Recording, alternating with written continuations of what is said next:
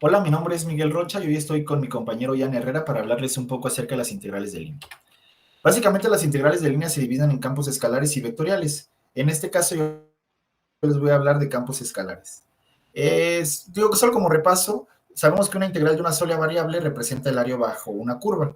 Y de mismo modo, un campo escalar es una función que va de Rn en R. Como este es el caso, tenemos una función de f de x, y que va de R2 a R. Y en este tipo de funciones se pueden representar como superficies en R3. Entonces, para entrar en materia, digamos que tenemos una superficie denotada como f de x, y. Y en el plano XY, es decir, en este plano gris o en el piso, como lo quieran llamar, tenemos una trayectoria, en este caso una parábola. Y si yo esa parábola la proyecto a modo de que quede inscrita en la superficie, quedaría algo así. Básicamente, esta es la trayectoria y esta es la imagen de la trayectoria en la superficie f de x, y. Y entonces, digamos que yo quiero, ahora imaginemos que unimos esas trayectorias mediante líneas verticales. Al final tendríamos una superficie vertical, la cual tendría dos dimensiones. ¿Qué quiere decir eso? Que podemos obtener. Entonces, geométricamente, básicamente, eso es lo que representa una integral de línea en un campo escalar. Básicamente es el área contenida en estas dos curvas. ¿Y cómo calculamos este área? Básicamente, pues como lo hacemos en nuestros otros cursos de cálculo, dibujamos rectángulos a lo largo de toda esta superficie, de toda esta cortina que se formó al hacer las proyecciones y las uniones. Y básicamente lo que haremos es sumar el área de todos estos rectángulos. Entonces, para empezar, ¿cómo obtenemos el área de un rectángulo? Sabemos que es base por altura. Entonces, para obtener la altura, básicamente lo que se hace es tomar cualquier punto de la trayectoria inscrita en el plano, bueno, en el plano XY, que en este caso yo la voy a llamar así, y si este punto lo evalúo en la trayectoria, en la superficie, básicamente me quedaría algo así, este f de x is, y, que básicamente es este punto evaluado en cualquier punto de la superficie, y eso es igual a la altura. Entonces, ahora me hace falta obtener la base, pero como ahora es más fácil dejarla, digámoslo así, dejarla denotada como delta SI. S porque es la nomenclatura que representa la longitud de una curva. Entonces, pues básicamente sabemos que el área es la base, que está inscrita como delta SI, por la altura, que es la función de la trayectoria evaluada en la superficie. Entonces, al sumar, al hacer la sumatoria de ese número de áreas, pues me va a dar el área total de la cortina. Y entonces, a modo de resumen, pues básicamente, si yo establezco un límite que en donde n, que es el número de rectángulos, tiende a infinito, me va a dar la facilidad de acercarme cada vez más al área verdadera de esa superficie o esa cortina en verde.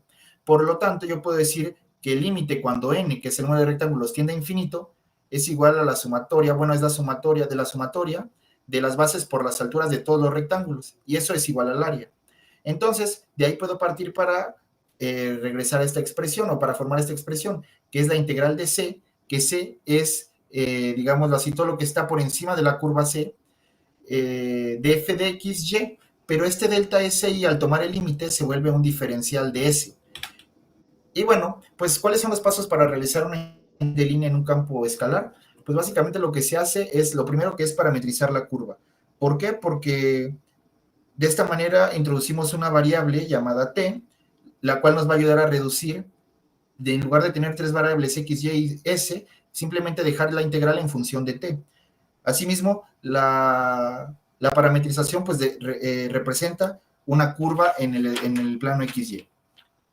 Entonces, lo siguiente será establecer límites o intervalos para t, y pues aquí hay una breve explicación del porqué de S que les mencionaba hace rato, el porqué el delta SI se convierte en un diferencial de S, que pues a través del teorema de Pitágoras pues llegamos a lograr esta expresión y lo convertimos en esta ecuación, que esta es la ecuación, digámoslo así, definitiva para obtener el área el área por medio de una integral de línea en un campo escalar.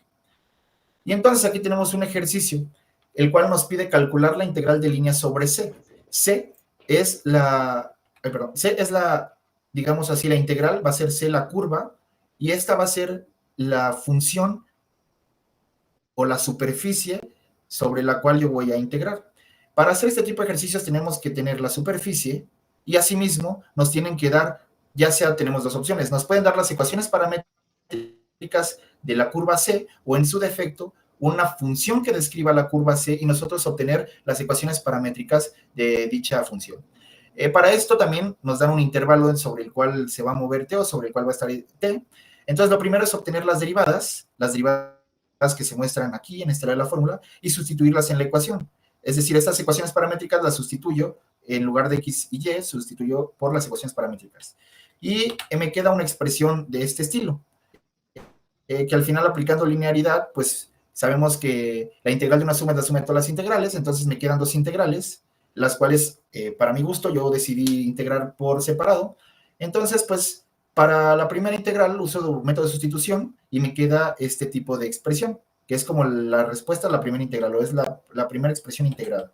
Por motivos de tiempo no puedo ir explicando paso a paso, sin embargo pueden ir poniendo pausa al video para evaluar ustedes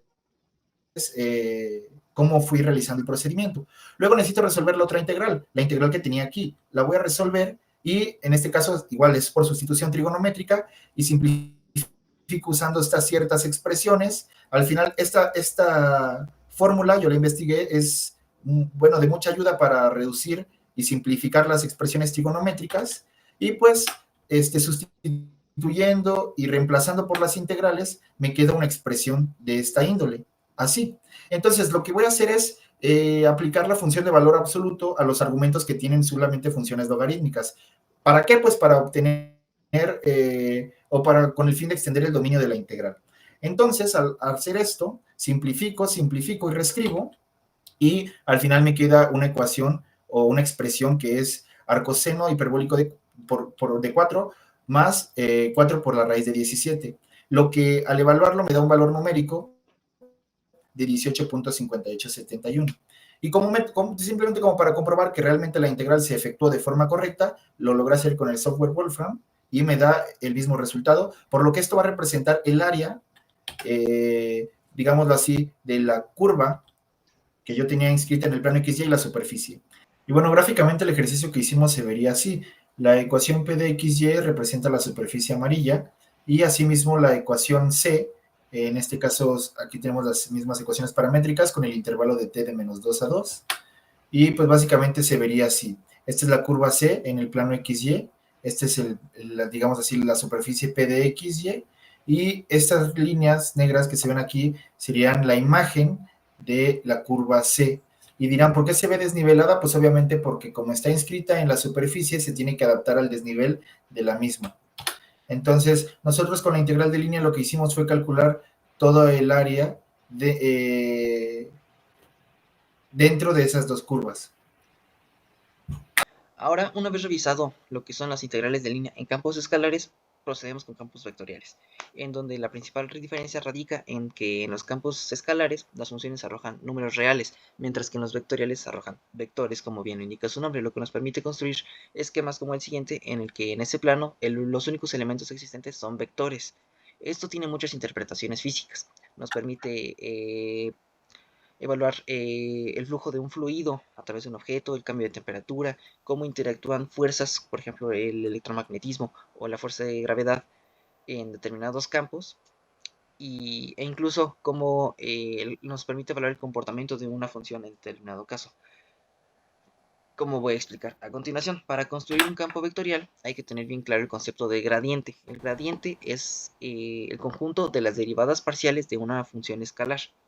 Este se puede interpretar como un vector, ya que este indica la dirección de máximo crecimiento de una función en determinado punto.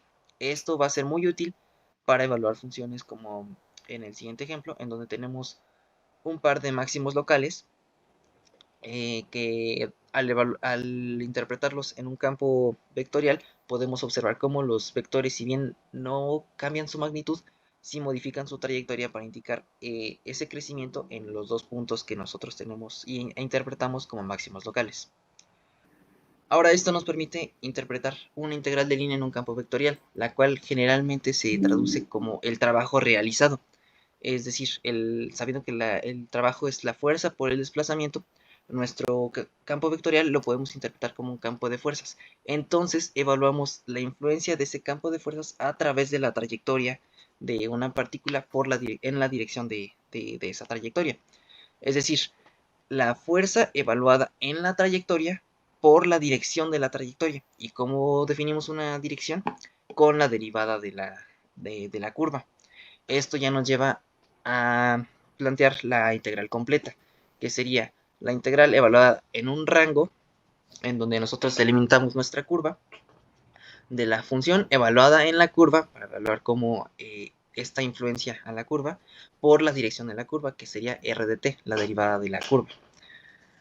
Ahora, esto nos permite construir la integral para cada variable, pues con esto tenemos la función evaluada en la curva por la derivada de la variable para obtener esa dirección.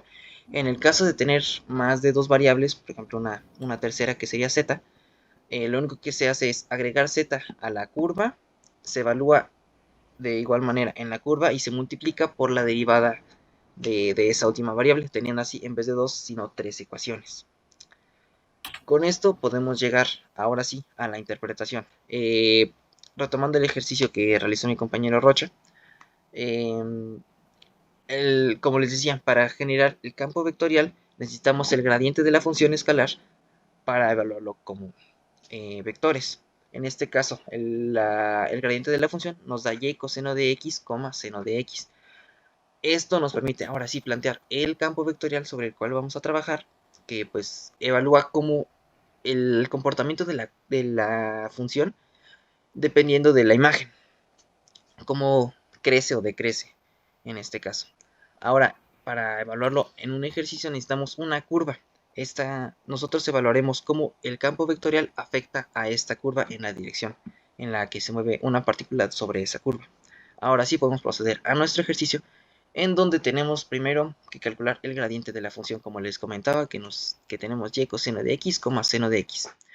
Posteriormente, parametrizar nuestra parábola, en la cual tenemos t, t cuadrada en un intervalo de menos 2 a 2, y obtener las derivadas de esta ecuación paramétrica. Posteriormente, esto lo sustituimos en nuestra ecuación para dos variables, que sería evaluada en r de t por la derivada de cada variable. Ahora, por linealidad podemos separar estas dos ecuaciones y obtener ya dos partes de nuestra integral. En este caso tenemos el gradiente de la función evaluado en la curva paramétrica por las derivadas de cada variable, con lo cual tenemos la expresión de la derecha, que podemos dividirlo en dos partes, en la parte 1 y la parte 2 las separamos por linealidad. Comenzamos resolviendo la parte 2 por integración por partes, factorizamos el 2 que sale como constante, y nos queda un término que sería 2 menos t coseno de t más seno de t. Esto va a ser importante porque nos va a ayudar a resolver la otra parte de la integral más adelante. Con esto ahora podemos resolver la segunda parte de nuestra integral, en donde al aplicar integración por partes observamos que nos queda t cuadrada por seno de t por una expresión que es idéntica a la que resolvimos en la parte 2 de nuestra integral previamente, por lo cual al ya tenerla resuelta solamente sustituimos en esa parte y con eso obtenemos la resolución de la parte 1 de nuestra integral. Ahora, al juntar ambas partes ya resueltas, podemos observar que hay varios términos que se repiten, como menos 2 seno de t y más 2 seno de t, los cuales se pueden cancelar entre sí, obteniendo finalmente un solo término que sería t cuadrada por seno de t evaluado de menos 2 a 2. Ahora, al evaluar los límites de integración, obtenemos que el resultado de esta integral es 8 seno de 2, que es aproximadamente 7.27, lo cual podemos comprobar con Wolfram, que sí nos da 8 seno de 2. Y con esto finalizamos. Esperamos que les haya servido para aclarar qué es una integral de línea en campos escalares y vectoriales. Y pues eso sería todo de nuestra parte. Muchas gracias por su atención. Hasta luego.